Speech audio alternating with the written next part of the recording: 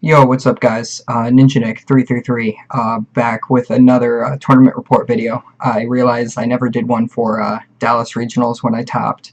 I didn't do any for the events that I never did well at, like Greensboro, where I was short a match point in order to get top 128 or whatever it was. Um, at Toronto Regionals, I did end up going 5-2-2, and I made top 64 with Trevenant BREAK. I was one of 6 people who played the exact 59-60 cards. A whole group of us got together and played it, which I will get into. The day before Toronto, I drove up to my friend Chris Sikala's place, picked him up. We drove up to Toronto. It was my first time leaving the country, the first time I ever had to use my passport. Got into the country super easily. I literally told them, we're here to play Pokemon cards. No, I said, we're here for the Pokemon Regional Championships. And they looked at me, they looked at Chris, they looked at our passports, and they're like, go. But the whole car ride up, originally we were going to play Night March. Why? Because Pikarom was super hyped.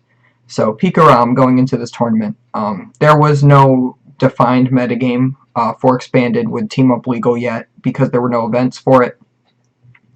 Well, not in that format. But Pikarom, just coming right out of the gate, looked super powerful because of its ability to play Max Elixir and the Cocoa Prism, and just all of these things, and Electro Power and everything. So it could even beat fighting. People were even putting Flash Energy in to try to beat fighting even harder. I don't think it's necessary, but it's good. It's definitely helpful. Definitely improves the matchup, but it hurts your Max Elixirs. So it's I'm a little iffy on it myself. I would almost rather play Weakness Policy, just because it's not a special energy. So we were talking about it. We were going to play Night March because even at worst, if you're two-shotting a Pikarom, you're trading 2 prizes because they take 2 knockouts for 3 prizes because you take 1 knockout on a 3-prize Pokemon. I really wanted to play a 1-prize deck going into this tournament, knowing full well that Team Up is such a good set with such strong Pokemon, such as the Pikarom and the Eevee Snorlax, and you have the Magikarp Wailord. So I knew that there was just going to be a whole bunch of 3-prize Pokemon in play. So I wanted to play something 1-prizer to have the favorable trade. When Chris first told me, hey, here's this really good Night March list that we've been testing, I said, okay, I'll probably just play that. Night March is a safe pick for me because I've had a lot of practice with it. Just like how in Dallas, I didn't really feel comfortable with anything in the format except Vespiquen. I didn't really feel like it was the best pick at first, but it ended up actually doing really well. And I underperformed because I hit a couple really bad matchups. I just generally do like playing 1-prizer decks when I can, just because I like having that easy advantage. Easy advantage is something I really like. I like to be able to win without trying, because sometimes when I try, I misplay. So, not always, but occasionally. I have been known to make some pretty stupid mistakes before, which I will get into because I do some in this tournament. But anyway, we're talking about the format and about the meta, and we're talking, okay, so Night March is really strong. It can beat pretty much anything. The Hitmonchan Wobbuffet deck was getting a lot of hype. I know Zach Lesage posted, oh, I got a second at a league challenge with it. So now everybody's like, oh my god, Hitmonwob, oh, that beats Pikarom. Oh. So already everybody was trying to beat Pikarom by playing Buzzwole Lucario. And then the Hitmonchan Wobbuffet deck became more popular because of that post. And everybody started hopping on that. And I'm really thinking about the whole thing, and I'm like, okay, so right now, everybody is playing either Pikarom or something that hard counters Pikarom. I fully expected players like Michael Premawat to be playing Night March, just people who like have played Night March in the past. Anytime it becomes good again, they just play it for that tournament. So I'm just like, I really don't want to hit Night March mirrors. And Chris is like, yeah, I know, I hear you, because it's, you know, it's a toss up. Who wins? You know, whoever attacks first. If somebody has to bench too many shamans and can't sky return them, you know. So I was comfortable with being able to play the pick, but I wasn't comfortable enough with my matchup spread.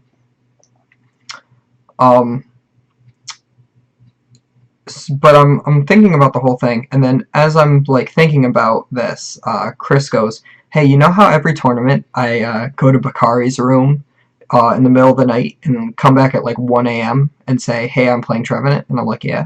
He's like, you know, I could just do that again. So like, even though I say I'm playing Night March now, like I could just throw it out and be playing something weird later. And I'm like, yeah, yeah. I start thinking about it, and I go, hey, Chris, what's Trevenant's matchup spread? He's like, oh, it just loses to Pikarom. We shouldn't even play it. And I'm just like, yeah, it does, but do you really think that more than 20% of the field is going to be Pikarom when there's so much hate for this? And he's like thinking about it, and he's like, yeah, no, I don't think Pikarom's actually going to be that played. Hitmonchan Wobbuffet, Buzzwole Lucario, Night March are all things that I expect to play. I'm like, okay, cool. So why not Trevenant? How does it do? I'm like, well, here I am thinking, I'm like, oh, well, that's right, Zoroarkarb's going to be really big too. And Chris is like, well, actually, Zoroarkarb is 50-50. And I'm like, well, how do you figure? And he's like, well, they don't really play Trashalanche a lot, and it's hard for them to get the Float Stone on the Garbodor. And even if you do, by the time it comes out, you've spread enough to be able to knock out the Garbodor. It's like, it's very 50-50. I go, okay, that's fair, I can see that. He goes, I went 4-2 against it in Dallas. And I go, oh, okay. And he's like, and the one loss was because I bricked 2 games. I go, okay. He's like, and then the other game, I barely lost. And I go, okay. So, like, you were nearly 6-0 against this deck. And he's like, yeah. I go, okay. That's pretty good. He's like, the real reason it was so bad and why I didn't get points and get as high of a placement as I should have in Dallas is he says that he's like, it's because I played against too many Zoroark Toads. Too many Zoroark control decks. You can't beat a control Zoroark deck with it. Because of the Lusamine, mostly. But there's just a lot of other things that go into a Zoroark control matchup that you can't beat it with.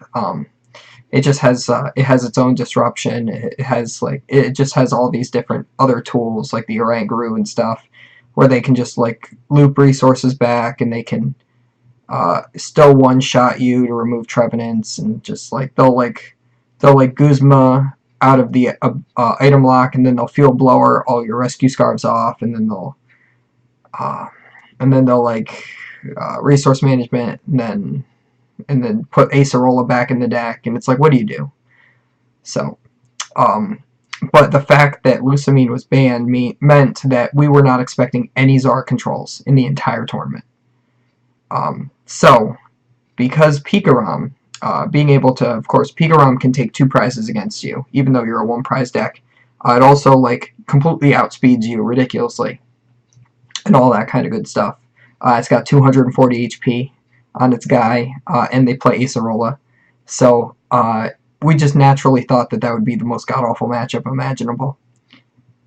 Even with the Muck in play that Chris originally played in Dallas, shutting off the ability of the Zeraora, giving free retreat, they still only have to attach 2 energy to a Pikarom. Like, you could, like, counter catcher up with Pikarom, right? They attach 2 energy over the course of 2 turns and then put the stadium in play that says they cost 1 lightning less, and then they just hit you. And then what do you do? Because they've just accelerated even more energy into play. And now all their stuff can retreat. And they can just GX and knock out your Garb, and then they have free Muck, and then they can free retreat again. So it's like, okay, it's just a really bad matchup. But we didn't, after talking about it, we didn't really expect there to be that much Pikarom in the room as opposed to Pikarom counters. If I actually go through the list of all of the decks in their in how they were played, Pikarom was number one with 43 decks. Magikarp Wailord was the Archie toys. Magikarp Wailord had 38 decks for representation. Lucario GX was 30. Zoroark was 29. Hitmonchan was 22. Night March was 21. So if we go through all of this, you have auto loss for one of them, 50-50, favorable, 50-50, auto win. So out of the top 6 decks, you have one auto loss, 2 auto wins, and then like a 50-50 and a favorable. Like, because Lucario is favorable. I wouldn't say it was auto win, but it's highly favorable. So it's like out of, like, you have 5/6 of a chance to just hit a good matchup.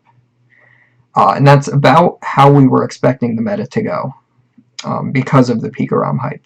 So we go, okay, we're going to play Trevenant, I guess. So we switched to Trevenant. I refuse to have much of any input on the list because I'm bad at making lists generally. I did put a little input. I just was like, okay, Chris, make the list. I just waited. He was like playing around, like asking if anybody had Gallades. Oh yeah, Connor Fenton was like hyping Gallade Jirachi.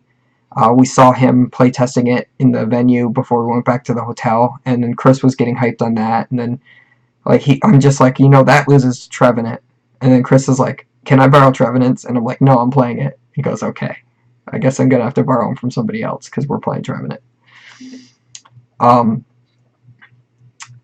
But anyway, yeah, so it was just super favored all around. I'm gonna get right into the deck list now. We start with one Ditto Prism Star. It's got this Almighty Evolution ability. It doesn't have any attacks, just an ability on a Prism Star, so you can only play one of it, and it goes to Lost Zone when it dies. It can just evolve into any Pokemon, any Stage 1 Pokemon. So it's really good because it's like your 5th Phantom. That's the only reason you play it. Originally, it was also in here for the Muck, but we decided to, mostly Chris decided to cut it, because again, I had not much input on this deck list. I just decided to play whatever he played because tournaments tend to do better that way if I just go along with what he does most of the time. That's how I got 18th in Philly. I'm just like, oh, that Zoroark deck that you're testing looks good, and he's like, here you go. And then he changed last minute and didn't get points, and I did. So it's just there to be another Trevenant. Just more ways, more outs to do it. You have Espeon EX here. Your worst starter in the deck, you never want to start with this Pokemon. It's got the attack Miraculous Shine. Devolve each of your opponent's Pokemon. Since it's for a colorless energy and it's Psychic type with the Dimension value, you can attack for free, which is really good. It has 1 retreat cost, so it's free retreat with the Mystery Energy. Which, by the way, you cannot attach Mystery Energy to Ditto. That's important to note. The main reason you play this is for Zoroark.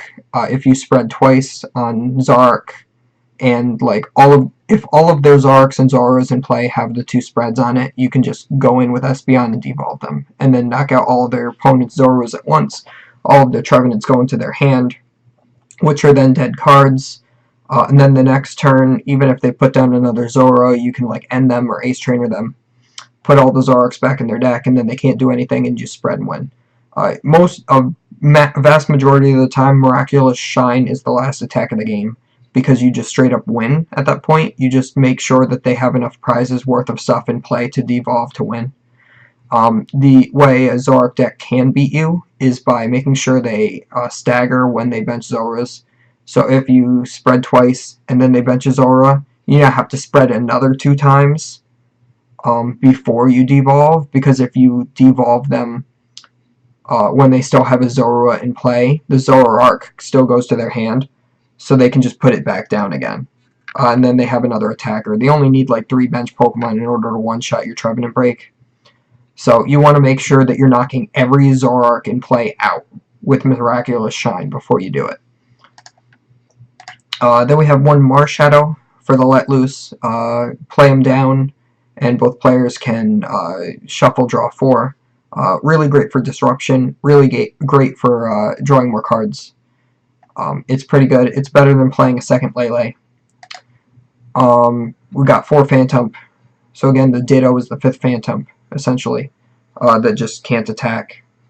It's got this cool attack for one colorless energy, so free with the Dimension Valley Ascension. Search your deck for a card that evolves from this Pokemon and put it onto this Pokemon.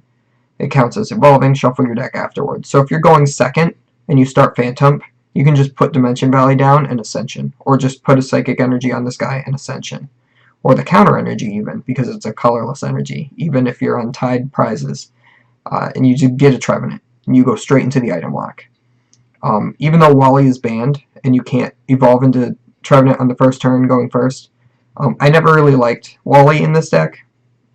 I felt like it was a card that you were forced to play, and it actually impacted your consistency, because you would have to, it would force you to put a Lele down on turn 1 in order to get the Wally off, and then if your opponent just had like DCUs or Arc, you lost. So I really like that Trevenant is banned, or that Wally is banned, because now I can play Trevenant without having to play Wally, because I hate that card. Then you have the Trevenant. The X and Y Trevenant is the best Trevenant. It has the ability Force Curse, the whole point of the deck, essentially. As long as this Pokemon is your active Pokemon, your opponent cannot play item cards. So that is fantastic. The game, especially in Expanded, is so item reliant. Decks like Archie's play Order Pad and Trainer's Mail. Pikarom plays Max Elixir. You know, all of these like super powerful items. VS Seeker to get back supporters. Your opponent can just dead draw because you N and have this guy active. And all of their VS Seekers are now no longer alive. When you're playing against something like Trevenant, you want to make sure that you can Guzma to get out of the item lock, but then before you're done with your turn, you want to make sure you use all of VS Seekers in your hand. So if you Guzma, use the VS Seeker to get the Guzma again to get out of item lock again, like the next turn or a later turn. And then also get back any other draw supporters that you can, like Sycamore, Juniper, and whatever. It also has an attack for Psychic Double Colorless called Tree Slam. It does 60 damage and 20 to your opponent's bench Pokemon. Don't forget you have Tree Slam. Tree Slam is super powerful. Sometimes it's better than doing Silent Fear, and vice versa. So, and then we also have Trevenant BREAK. I'm sorry that you have to turn your head sideways to read it, but here we go. PTCGO is stupid. So we have Trevenant BREAK. It has 160 HP, so Pikarom cannot one-shot it without Electro Power, which it can't play because of the Force Curse ability. So you keep everything. If you don't know what a Pokemon Break is, it's an evolution to an evolution. Usually, it's like an evolution Pokemon that's its own special type of stage. A Stage 1 or a Stage 2 Pokemon can be a Pokemon Break. It won't say Stage 1 or Stage 2. Its stage is Break. So you can't rare candy from Phantom into Trevenant BREAK. That doesn't work. It's not a Stage 2. Has an attack called Silent Fear for a Psychic and a Colorless. It puts 3 damage counters on each of your opponent's Pokemon. Mr. Mime from Plasma Freeze or something is a very popular tech card to prevent Archie's Blastoise Wailord thing from doing Towering Splash.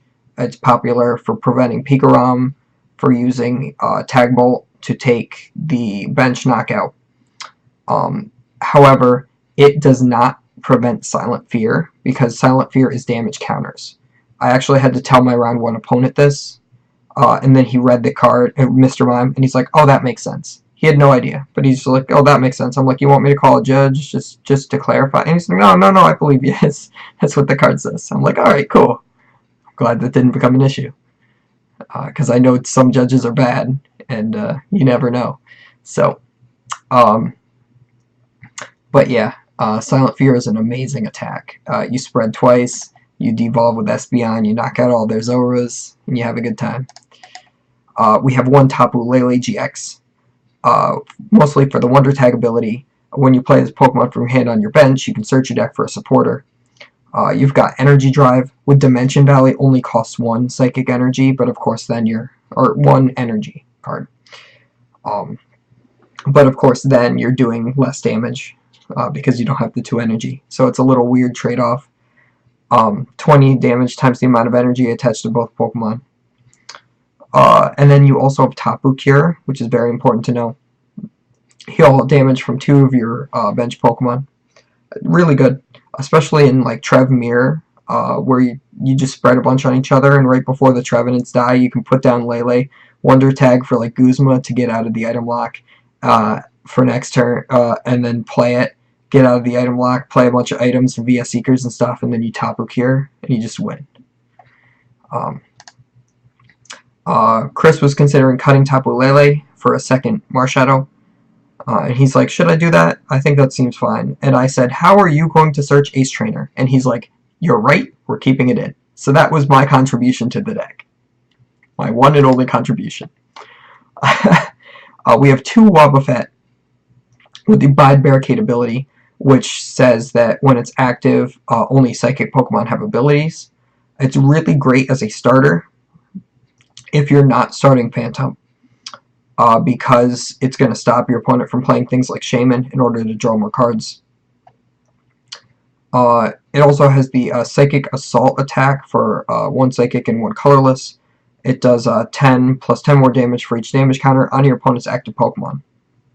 So an alternate route to winning the game, besides using Espeon to devolve, is if you need to get aggressive at some point, and they have a lot of damage on one of their Pokemon, you need to remove a threat, or you want to just straight up win a game, you can put the Wobbuffet active, Dimension Valley, Psychic Energy, Psychic Assault, and knock them out. Because the Trevenant would have spread a whole bunch of damage counters around, and this Psychic Assault attack will use those damage counters to its advantage. It essentially reads double their damage plus 10. So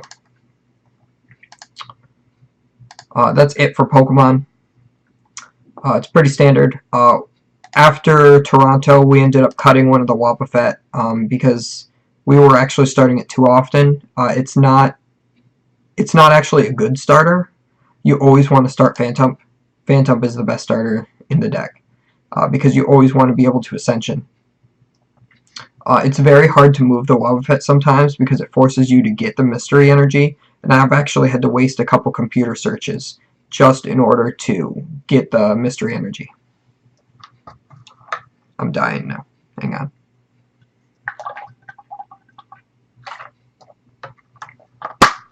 Okay. Now we have 1 copy of Fairy Energy. I'll explain why I say that later. Computer search. Discard 2 cards from your hand, search your deck for a card, and put it in your hand. You don't have to reveal it since it's any card. Also, computer search is an ace spec. That's why it's this beautiful silver color and warped. So you play this card because it's the best ace spec in the game. It allows you to just get whatever card you want. So you can search for your counter catcher, it can search for your ace trainer, it can search for your counter energy or your mystery energy. It's essentially a 5th Ultra Ball. You can get Pokemon with it. So it's just all around a good card. You can get an E-Hammer with it, knock off an opponent's energy, stuff like that. Dowsing Machine would also be an acceptable option. I personally prefer computer search always because of the fact that you can just have a brick hand in the opening and then be able to computer search and get out of that by getting a supporter. So, although Dowsing Machine would also be good to be able to reuse cards that you've already used. 2 counter catchers. Really wish that this was 3 counter catchers. But there is just no deck room. There's like, this deck list is so tight, it's insane. You can only play this card if you're losing on prizes, and then switch one of your opponent's Pokemon. So you can counter catch your Blastoise, which is really hard to move. You can counter catch your a Alolan Muck, really hard to move. So you just generally want to counter catch or something that's got a really fat retreat cost, and then just spread a bunch, and then win the game, because your opponent couldn't do anything about it. Your opponent's locked on BS Seekers, they can't play them. So if they have Guzma in discard pile, they don't have Guzma in deck. It's really, really ridiculously hard to get around counter catcher. So that's why that's in there. We got four copies of Enhanced Hammer. Now, Enhanced Hammer discards a special energy your opponent has.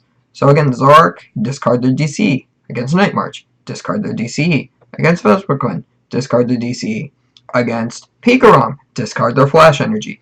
Against Buzzwole, discard their Strong Energy. Most of the energies that are in play, against Hitmonchan, discard their Prism Energy.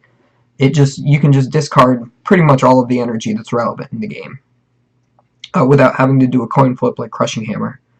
Crushing Hammer is like pretty much irrelevant. All of the decks that play basic energy have ways to get more energy into play. So like Archie's Blastoise, right? If you were to knock off one water energy with a Crushing Hammer, on average, because you would play 4 Crushing Hammer instead of Enhanced Hammer, if you were to get the average 50% heads, you would knock off 2 energies, and your opponent would just superior energy retrieval and get 4 back. So it's like, why even bother?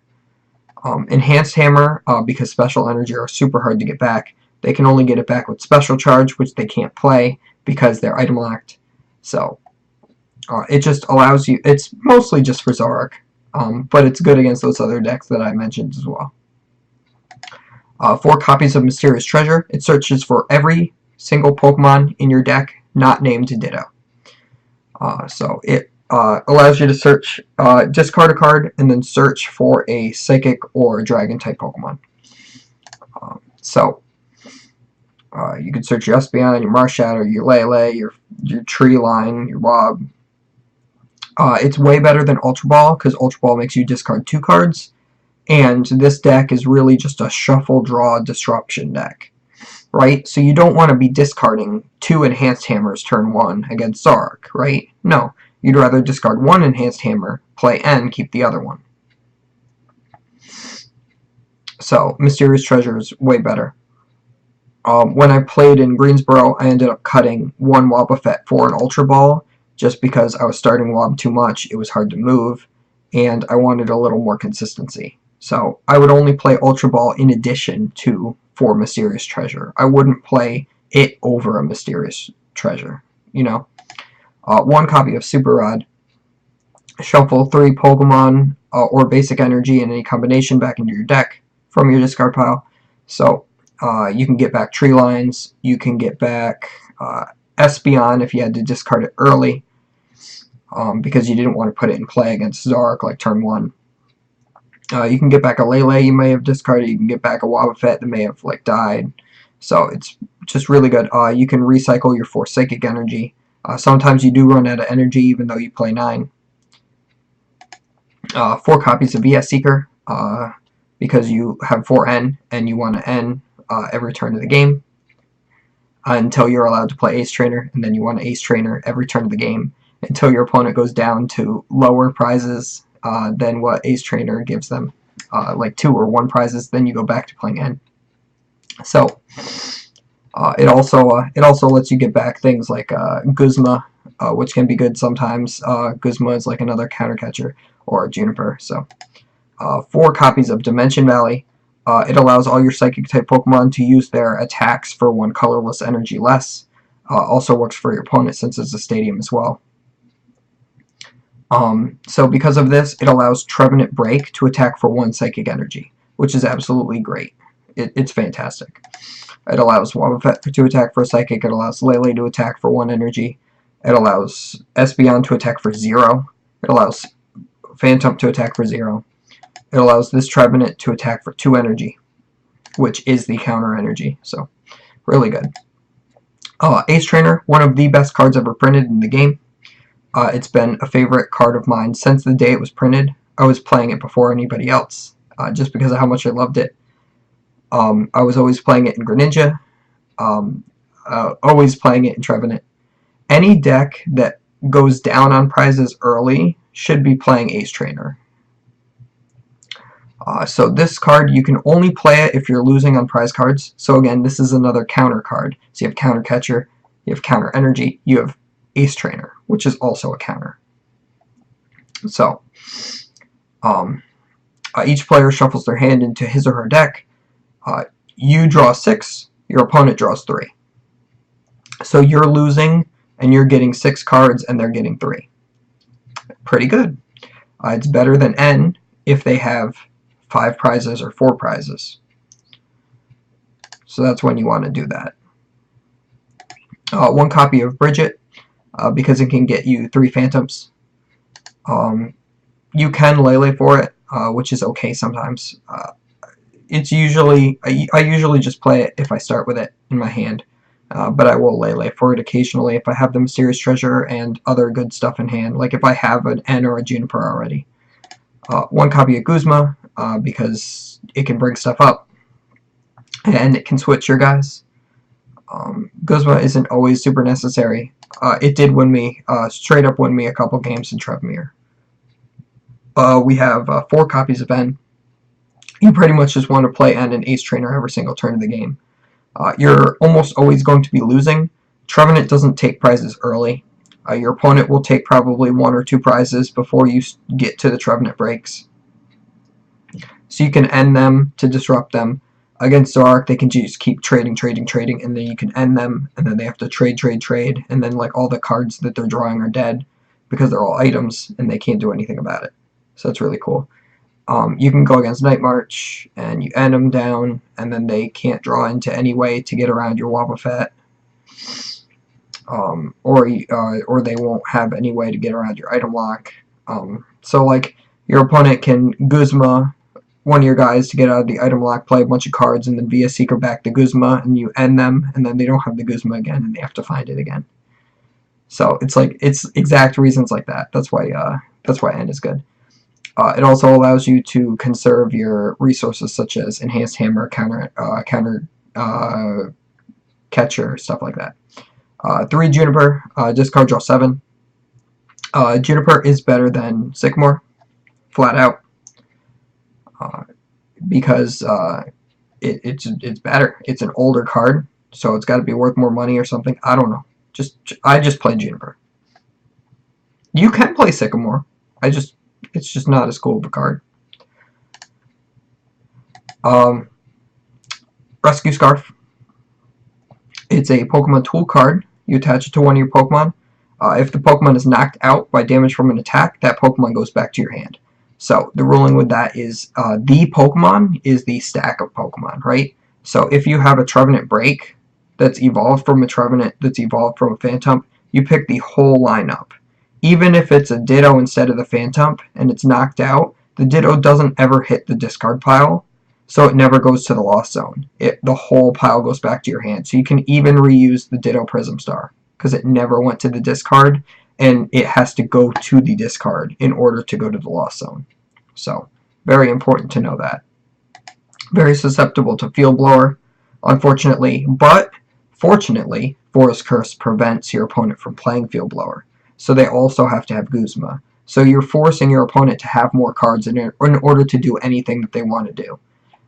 And that's ways to win games easily. You also have 4 Mystery Energy. It's a special Psychic Energy that allows you to have 2 less retreat on any of your Pokemon. So Trevenant will have a 1 retreat cost, so you can just attach a Mystery Energy and retreat. Everything else in the deck has free retreat, except for the Ditto, which you can't attach it to because you can only attach this card to Psychic Pokemon. After you evolve Ditto into the Trevenant, then you can attach the Mystery Energy. Mystery Energy is a super good card. I computer search for it a lot because it's just that good. 1 copy of Counter Energy. This was an idea Chris had that was really good. This allows you to be able to attack way more easily. You don't need it's also like playing a 5th Dimension Valley. Most of the time you are losing, so it activates Counter Energy. This card provides 1 colorless energy. However, if you're losing on prize cards, as long as the Pokemon isn't GX or EX, this provides 2 rainbow. So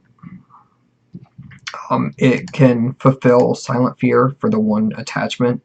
So when your opponent does something like Guzma, Guzma up, Lele, play Enhanced Hammer to get rid of your Mystery Energy so he has 0 energy on it, and then bump your Dimension Valley with like a Skyfield, you can just literally just attach counter energy and then spread. And you don't even have to replace their Skyfield, so it forces them into like a Zorak deck into even more god-awful situation. Because then like all of their stuff stays. Because like the worst feeling in the world is when your opponent has a whole bunch of damage in play, and they play Skyfield and put a whole bunch more Pokemon in play and say, yeah, play Dimension Valley. I'm going to discard all of these guys with damage on them. It's a horrible feeling, and counter energy allows you to get around that. Because you can just go E-Hammer, counter energy, counter catcher, spread. And then they're just like, I have nothing, man. And 4 psychic energy, or basic psychic energy, because you can get them back with the Super Rod and your guys are psychic. So that's pretty much it for the deck profile. I think it was the perfect 60 cards for the event, except for the Wobbuffet. I think one Wobbuffet would have been fine.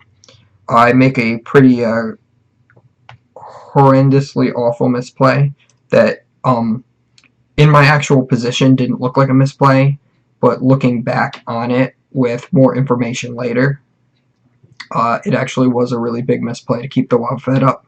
If I only had one, maybe I wouldn't have started with it that game, and I would have played better accidentally because of it. So, anywho, I'm gonna go into my matchups if I can find it. Okay, so round 1,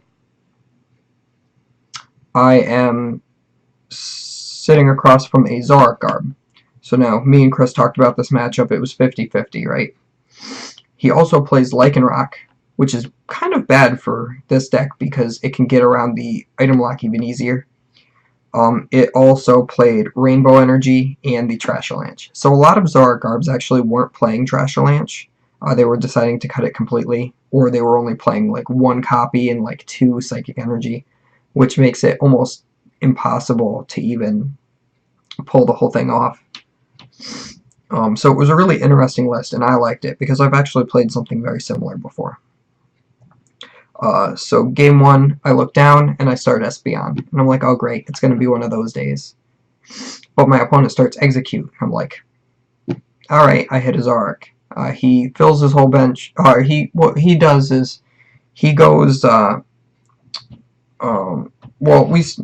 should mention first. So I start Espeon and he starts Egg, and I look at the table directly to my right, and it's Espeon Egg start as well. And I'm like, oh my god, they're playing Trevenant too? And then I look one more table down, and Carl, one of the guys from my hotel room, has an Execute start because he's playing Alolan Executor. And his opponent, Justin Bakari, who's playing the exact same 60 I am, has Espeon start. So 3 tables down was Espeon Egg, Espeon Egg, Espeon Egg. And I'm like, oh my god, this is hilarious. This is like the greatest thing I've ever seen in my life. The only thing that made it a little upsetting is the table in between us. The Espeon and the Egg were on the opposite sides. So it was like Egg Espeon, Espeon Egg, Egg Espeon. So if only we could have all lined up. And then Chris was like 3 tables down to my left, and I'm like, did you start Espeon? And he's like, no, what are you talking about? So game 1, my opponent immediately makes the most god-awful misplay I've ever seen in my life. And he goes, wins the coin flip, goes Lele, Wonder Tag, Chorus for 1. Oops, I forgot. I guess I should have gotten in. And I go,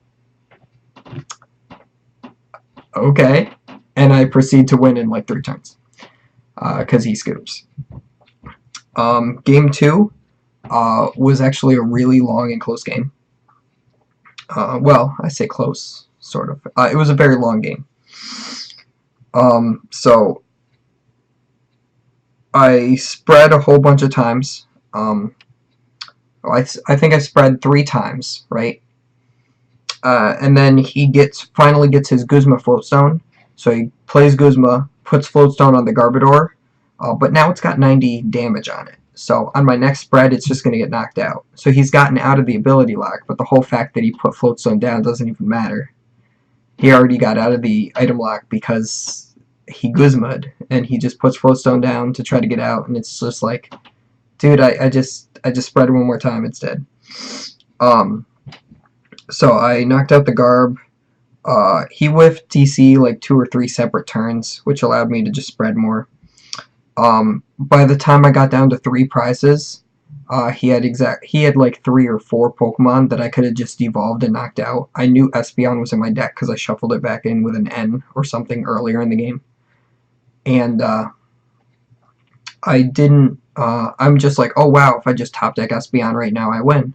And that's exactly what I did. I top decked Espeon, I put it down, I retreated with my Mystery Energy, and I attacked for free with Dimension Valley, and I devolved all his guys and took all my prizes. All my remaining prizes. So I started off 1-0, and I'm like, all right, that's a good feeling. That's pretty good. I'm glad I did that. It's like the second time I won round 1 at a regional, so I'm like, okay, we are making day 2 today, boys. Then the next round, I go against Counterbox. I think his name was, yeah, Simon. I've got it literally right next to me, underneath my face here. So I go against Simon, who's playing the Counterbox with like the Muse, the Prism, and Counter Energies. He's got like Giratina and Cobalion and White Curum and Dimension Valley. So he's got all this crazy stuff. But I was actually told what this guy was playing before I even sat down. Like I think it was either my friend Nick Moffat or it was Ian Robb. I don't remember who said it, but they were like, "Oh, that guy's playing like a Counterbox thing with like Muse and Counter Energies and stuff," and I'm just like, "How would you know that?" First of all, and they're like, "Oh, no, I think people from around his area are playing that," and I'm like, "All right." So I sit down. That's exactly what happened. I started Wobbuffet, so he didn't know what I was playing. He was probably assuming like Hitmonwob or something along those lines. He put 2 Mew into play immediately because he won the coin flip. And then I proceed to put a Phantom down and the life drained from his eyes. I was able to spread twice, knocked out 2 Mews, which activated his counter energies. Every time he attached an energy, I played E-Hammer. I think every single turn I played E-Hammer during game 1. So I KO'd 2 Mews at once, went down to 4 prizes. So there was 2 spreads now on his Cobalion and his Giratina. I don't remember if it was Giratina or the White Curum. I don't remember. And then I think he attacked with the Giratina counter energy. I remember.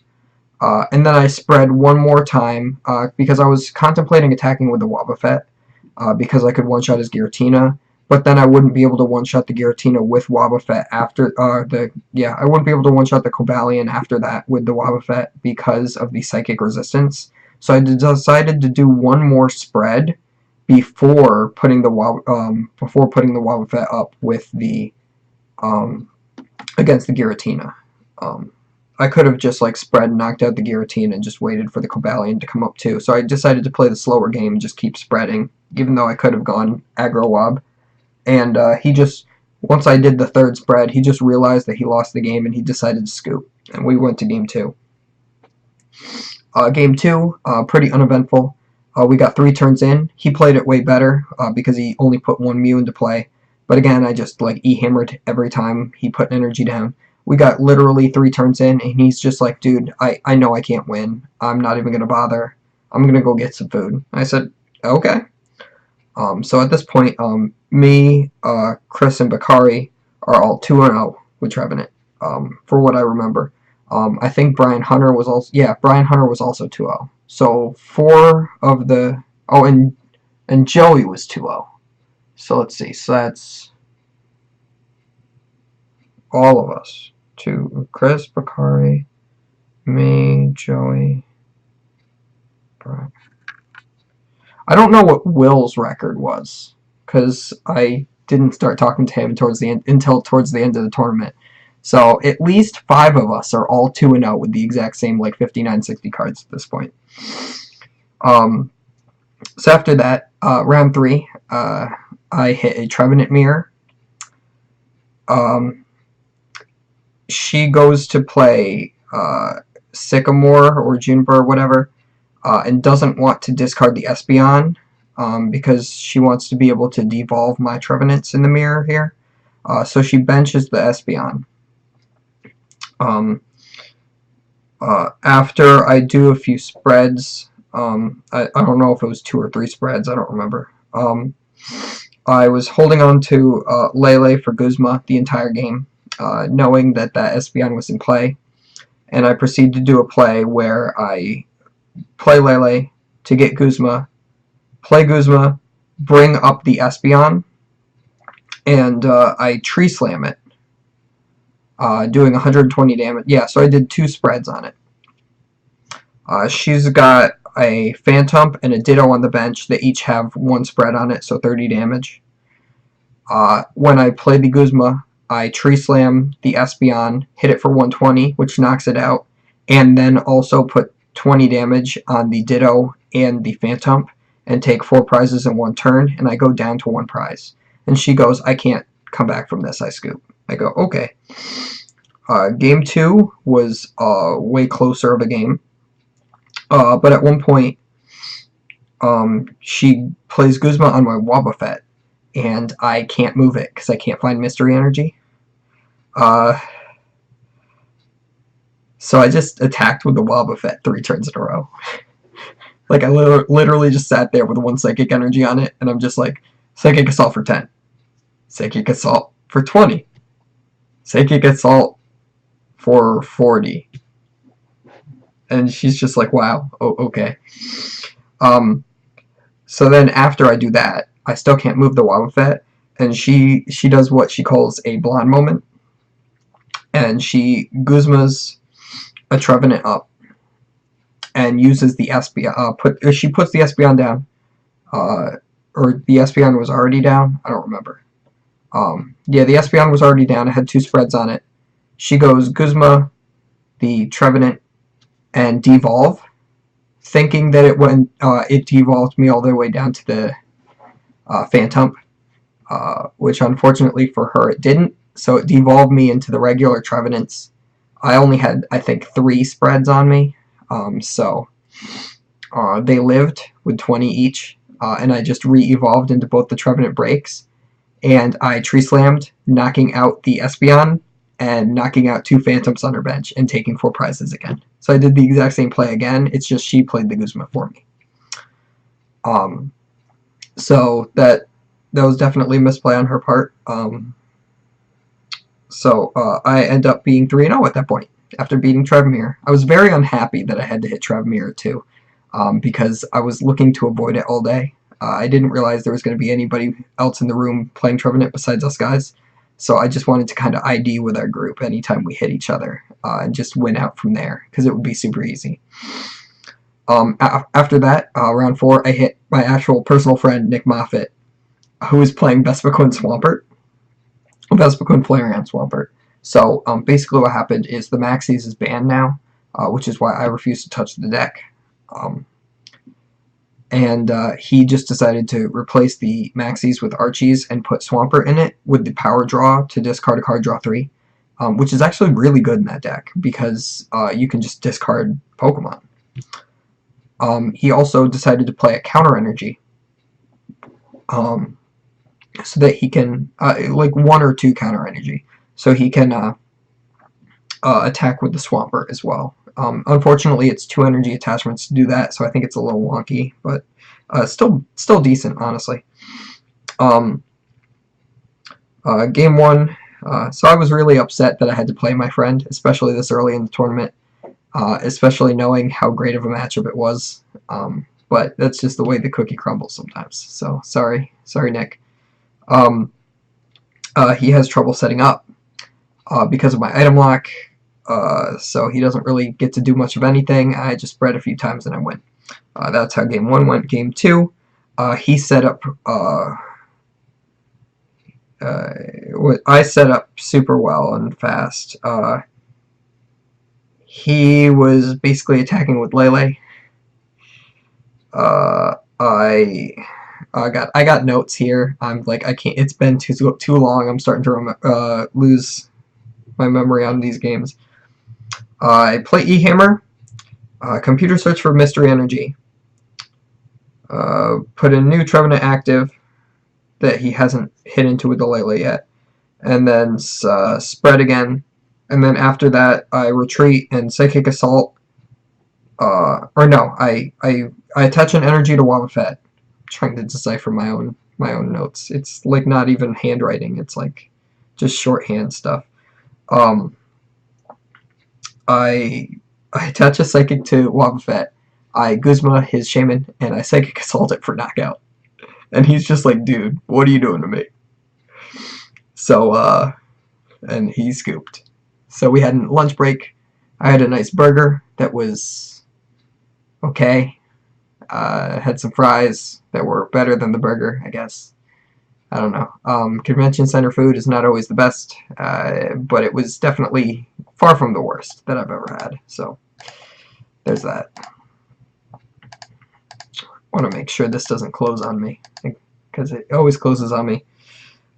So round 5, I have to play our friend Brian Hunter, who's playing the same 59 cards as me.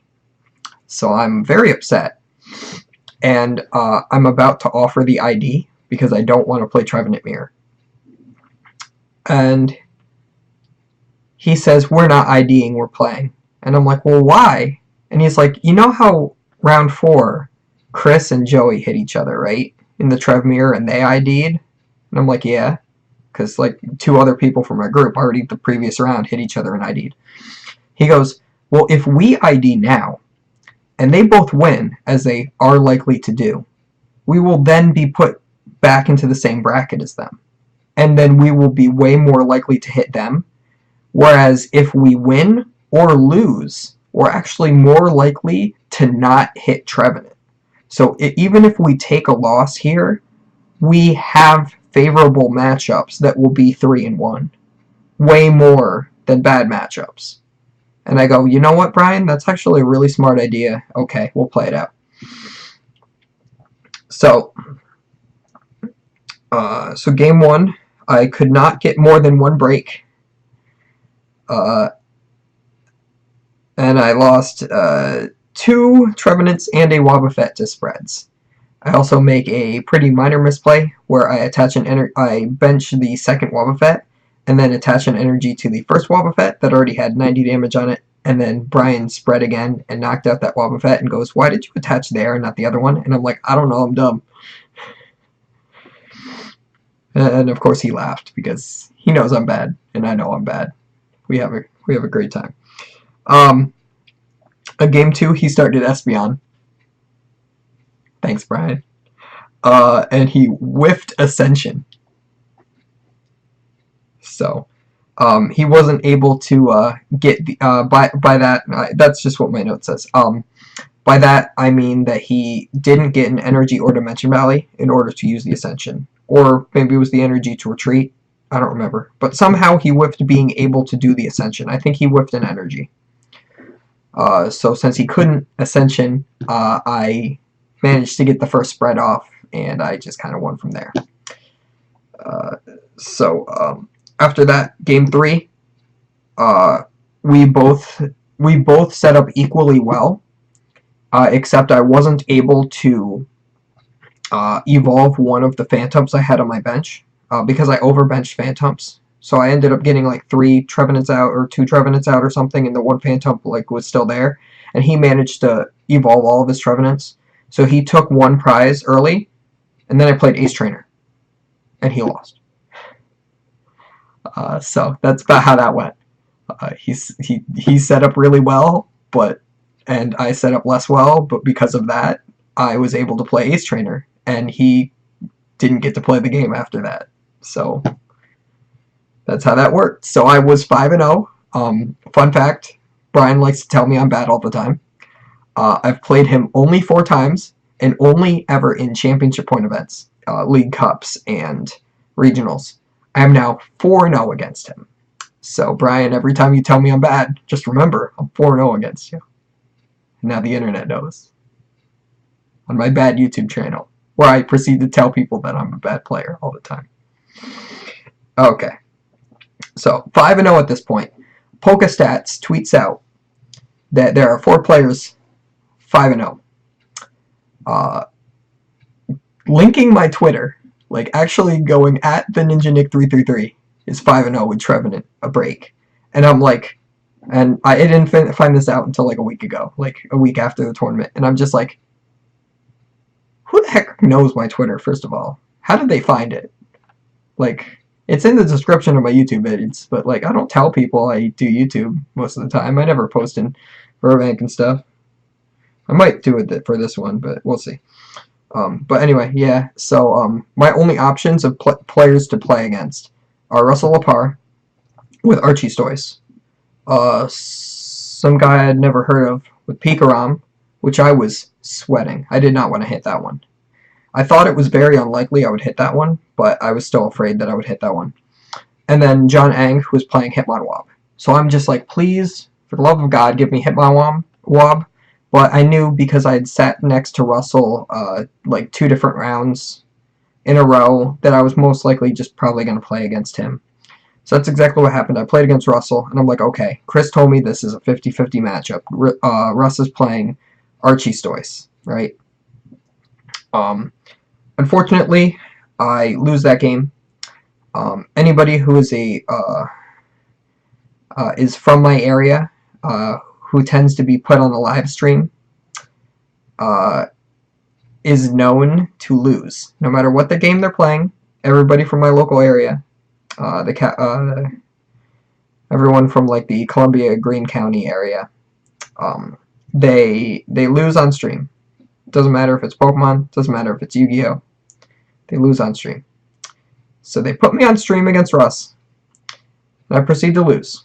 I'm not going to go super into this match, because I am going to do commentary over that round after this. So, not tonight though, it's like almost midnight, and my voice is dying. So, I do lose.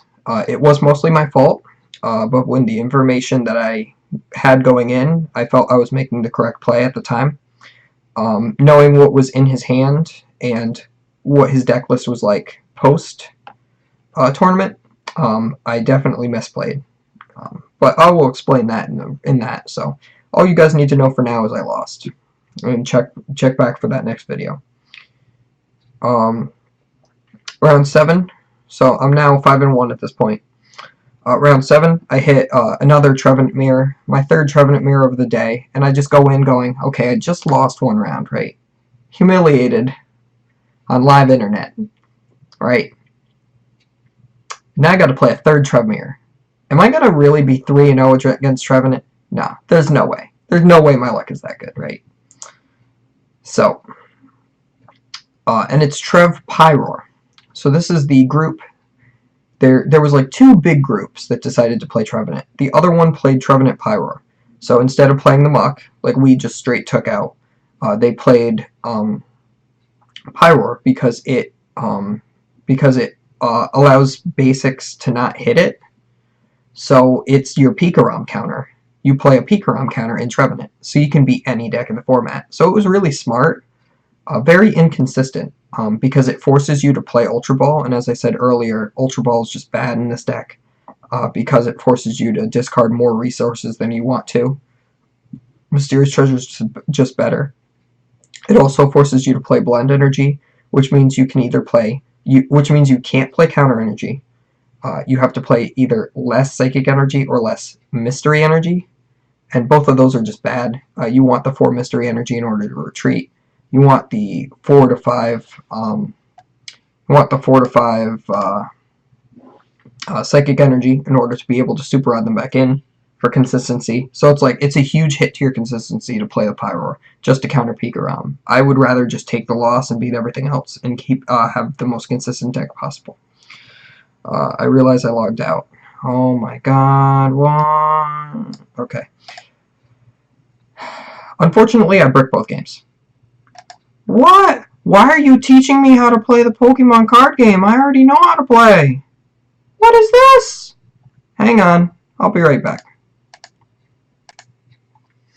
Okay, so I just realized that I accidentally pressed to log in as a guest.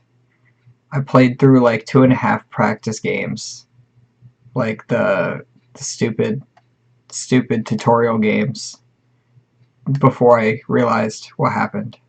Because in the third game you get to play as yourself instead of the demo coach, and it said I was guest player instead of my own login. So I'm like, well, great. I just wasted my time. I got up, took a break, got some more water, turned my heat down in my apartment, so we're here. I forgot to mention also, when I do end up losing to Russell, where was it, round 5, he shook my hand and said, see you in day 2, homie. And I'm like, okay, yeah, sure, whatever. He's like, yeah, see you in day 2, homie. I'm like, yeah, yeah, I'll see you there. I didn't make it to day 2. Literally just had to win one more game. So anyway, yeah, I bricked both games against the Trevenant Pyroar in round 7. So now I went from 5-0 to 5-2, and I say, oh no, I'm gonna choke this 5-0 start. I'm gonna go 5-4. I'm not gonna get any points. This is so bad. I know for a fact I need one more win this next round so that I can ID the last round and make day 2. Then I can be like, yeah, I'll get like top 32 for sure. That'll be great. Top 32 would be fantastic, right? Alright, well, this is what happened after that. So, I go against Hitmonchan and Wobbuffet. My straight auto win. The one that there is no way I could ever lose to, right? Game 1. Oh, and he's mad. He is straight up mad, like fuming, that he's playing against Trevenant. Because he's just like, because he's in the same position as me. He needs to win 1 and then tie 1. So he's like visibly upset, and he's just like, yeah. So, anyway, so game 1, he only has 2 Pokemon out at any time, and I just aggressively Tree Slam him, one-shotting every Pokemon that he puts out. So I win. I literally just like take like 4 prizes before, or 4 or 5 prizes before he ends up just scooping. He wasted a whole bunch of time. He should have just known that he was gonna lose that game and scoop, but unfortunately, not everybody's a good player. So anyway, game 2, he like starts Goomy, or like immediately turns into the Goomy. And it was actually very relevant because I had a lot of trouble drawing the right combination of energy and Stadium in order to ever attack. Plus, he played E-Hammer, so every time I attached a Mystery Energy and whiffed the Dimension Valley, he would just E-Hammer me and I would be even further behind on energy. I had to discard 1 or 2 Psychic Energies early, so I had to Super Rod them back in. So it was just, it was a rough time getting energies going. I got down to 1 prize left, except for I have like 3 cards in deck or something at this point, and I literally just have to have him not Guzma, and I win. And he plays Guzma, and he brings up a guy that doesn't have any energy. And I proceed to know that there's no energy in my deck, but I Mysterious Treasure just to make sure before I scoop preemptively, because I didn't want to like make a mistake. And there's no energy in there, so I scoop and I try to make a game 3 out of it. I'm hoping that I can just do what I did game 1 and Tree Slam aggressively. Unfortunately, he sets up like 3 or 4 Pokemon, and they call time like 2 turns in. So we tied. I'm very upset with that. There was no reason I should have lost that, but I just could not draw energy against the Goomy. I would have like 1 energy Dimension Valley, and then just not have a 3rd energy on me yet because of the because of that. He would keep getting Guzma at the most opportune times. He just absolutely drew the nuts, and it was ridiculous. I really shouldn't have benched a third Trevenant, but my reasoning behind having so many Trevenants in play was because I know that the focus of the deck is shuffle draw, and since I was whiffing so many energies, I did decide to set up a third Trevenant to thin my deck of the pieces to Trevenant. I should have just Mysterious Treasured them away, I guess, but I never had Mysterious Treasure when I had Trev pieces, so it was really awkward. And it was really only a stage 1 Trev line, so it was really only 2 cards thinned out of my deck, so I really just, I guess I shouldn't have played it, but it's just, he literally just had to not have Guzma, and I'm still salty about that game to this day, because it was just completely unfair. But that's Pokemon. It's just, you get unlucky sometimes, man. Someone just gets lucky and beats you. Alright, so then round 9, I hit what I literally have listed as, I don't know if you can see it, Zoro what?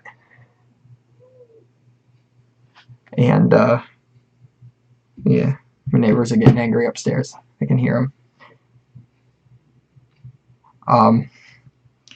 So I play against what I call Zoro what, which is a toadless, lusamine-less Zark control, which I should have mentioned before is a auto loss. I'm pretty sure I did. I'm pretty sure I did mention that. Yeah, so that is a straight auto loss. It's a lot better without the lusamine and stuff and the toad, but it's a bad matchup. Game 1, he starts Girafarig and puts an Oranguru on his bench. Trick Shovels himself. I think he discarded his top card. I don't even remember what he discarded, or if he even did discard a card. And, I just do Trevenant things. I just spread a bunch of times. I put Dimension Valley in play, and I have like 3 supporters in my discard pile. I have the Ace Trainer, an N, and a Juniper, all in my discard pile, like on turn 1. And even though I played the Dimension Valley, he chooses not to attack with his Girafarig that has a free attack. I'm not sure why. I don't know if he noticed that or not. But yeah, he could have easily just like neutered my supporters in my discard pile for free. But he didn't do that, so I got to be a Seeker for N a bunch. And be a Seeker for Juniper a bunch. I just spread a bunch of times, and that's it. That's how that game went. So he's just like, alright, I scoop. Game 2, he goes turn 1 Bridget, puts a whole bunch of Zoras on his bench. I think he gets Ditto, Zora, and then the next turn he goes Zark, Macargo. So he has Macargo out now, which is actually really bad against Trevenant, because he can trade into literally any card that he wants every turn. So he can, over the course of 2 turns minimum, he can set up Guzma via Seeker to get out of the item lock. So that's really bad for me. I spread twice, and my plan is to devolve him the next turn just to take the Macargo out of play. Right? He unfortunately benches, I think he benches another, so let me see, what did I write? Yeah. So what he does is so after I spread twice, I'm like, okay, the next turn I can spread, knock out the Macargo. He goes and he Acerolas the Macargo. It was Ditto as well. The Ditto turned into Macargo. So he rebenches the Ditto, and if I choose to devolve now, I'm going to take 2 prizes, knocking out 2 Zarks. The Macargo is still going to be in his hand, but that Ditto is going to become a Zark. Unfortunately, I was forced into the situation where I had to go for that play in order to do anything, and that's what happened. He just re-evolved into the Zark, and he ended up winning the game. Yeah, I can't finish the game from there. So I just like end up scooping. Game 3. Um, I have 3 Trevenant breaks, all with rescue scarves on them. I spread 4 times. So all his guys have 120 on them. And he gets down to 2 prizes. So I have the ability to win the game if I can Mysterious Treasure for Espeon, retreat into it, and devolve him. I have all of the cards to pull off that play, except the Espeon is in my prize cards. So I actually can't win unless I spread 4 more times. They call time when he gets down to 2 prize cards. So he has, so I'm turn 0. So what ends up happening is he needs to take 2 knockouts in the next 2 turns in order to win the game. There is 0 way that I can win. I can only tie at this point. So I know that I'm out of day 2 here. He goes into turn 1. Well, I end him, I think. So he's down to 2 cards in hand.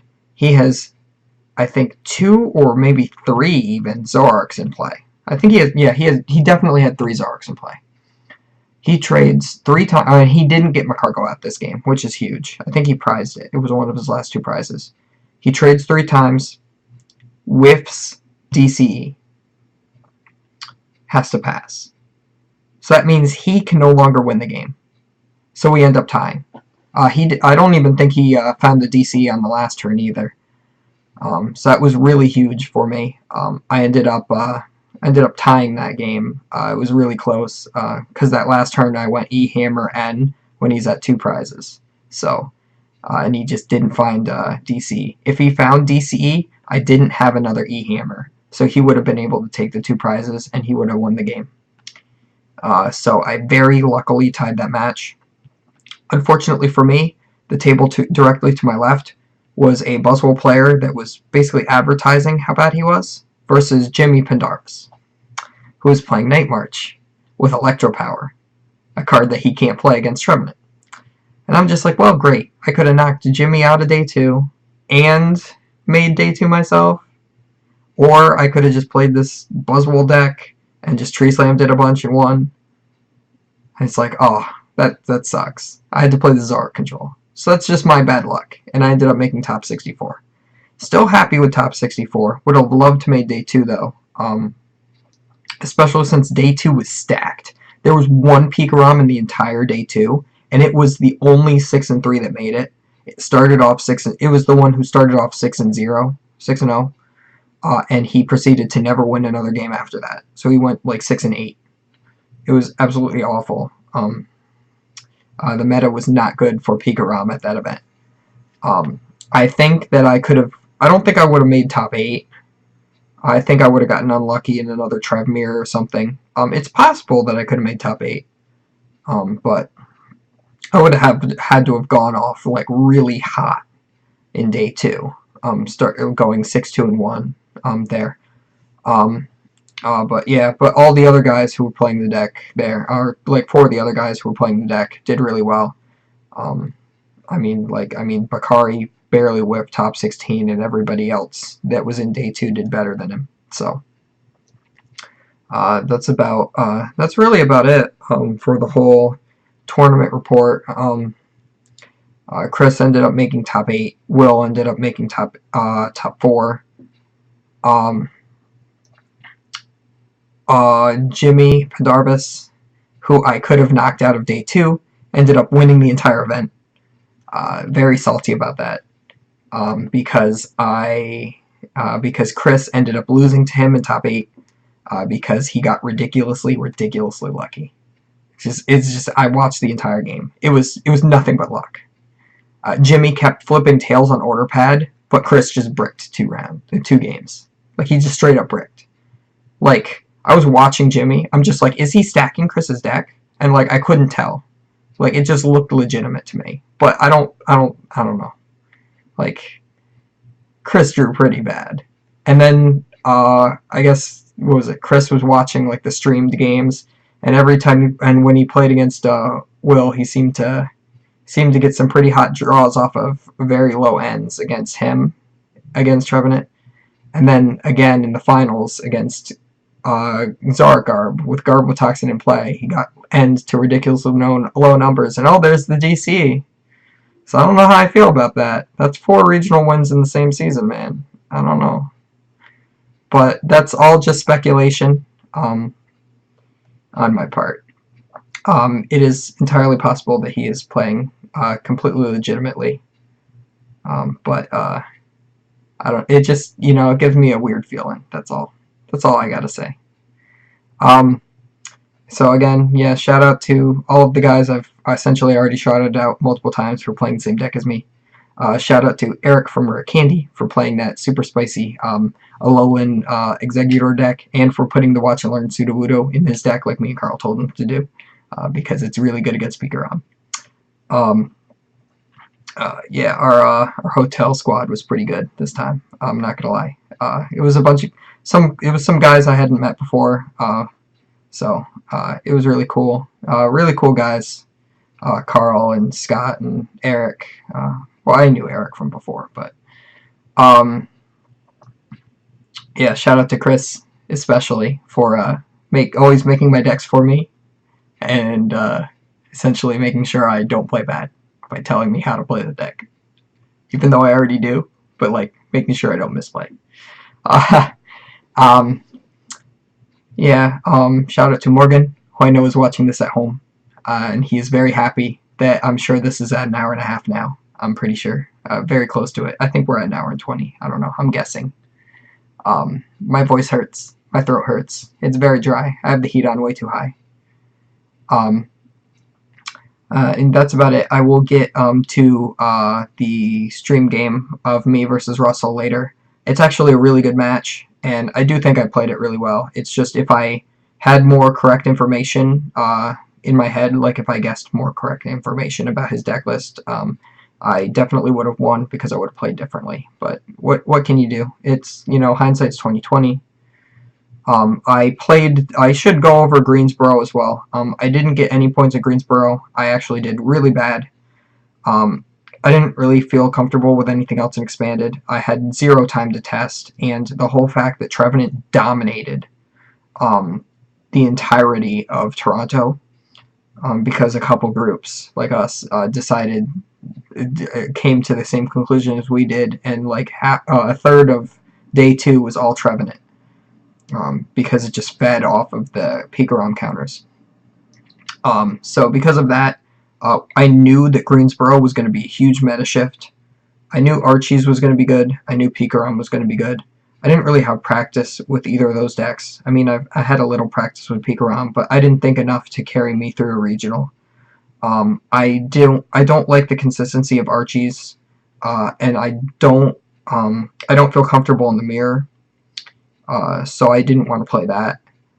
So Chris advised me to just play Zark Garb or Trevenant. I didn't feel comfortable in the Zark Garb mirror either. Zark Garb feels really bad to me. It hasn't felt good for me since I played it in Standard in Philly. So I really don't like having ability lock in a deck that you want to draw cards all the time with. So I didn't want to play Zark Garb. So Chris is like, just play Trevenant then. And I'm like, alright, I'll just play Trevenant. He's like, it's still good against everything. It's just, you're going to hit more mirrors probably, and, there's probably going to be, you're more likely to hit Pikarom, but like it's still strong against most decks. You can still beat Archie's. I hit Archie's a couple times. I did change the Wobbuffet to the Ultra Ball. I think that was the only change I made. I should have took out another Rescue Scarf, one of the Rescue Scarves for a second Super Rod as well. Chris told me to do that because the Mr. Mime was getting hype that says you can't pick up cards. Second Super Rod just would have been good because you can recycle the energy as well. So, and you can be more aggressive with Juniper because of it as well. instead of just always having to N all the time. He told me to put Faba in it too. Faba would have been amazing. I'm not gonna lie, Faba would have been completely insane that particular weekend. But it didn't. Not in Toronto, but in Greensboro, it would have been insane. But that's how I had changed the deck. I think this is the perfect like 60 to start with. That's on the screen right now. You can definitely cut in a Wobbuffet for either Ultra Ball or Faba or whatever, and you can cut a Rescue Scarf for Super Rod. It's fine. You can play it as is. This was the perfect 60 for the perfect 59 for the tournament. Definitely think second Wobbuffet is not necessary. I think looking back for this particular tournament, the Toronto, I would have cut the Wobbuffet, the one Wobbuffet for a third counter catcher. I think that's how I would have played it in hindsight. But yeah, Greensboro was like super bad. The meta was prepared for Trevenant. But I just didn't feel comfortable with anything else going in, so that's what I did. And the whole day it just felt bad. It just felt like a really lackluster deck. I couldn't even beat Zorak Garb with it that weekend. I think I beat it once and tied it once or something, or no, lost to it. Yeah, I definitely lost. I think I lost and tied it or something. I don't remember. No, I beat one. I beat one. It was only one game. But yeah, that's it, guys. I'm gonna see you guys next time. Hopefully, where we will do better. I only do good at like every other regional, and since I did bad in Greensboro, our good regional is coming up. So, see you then.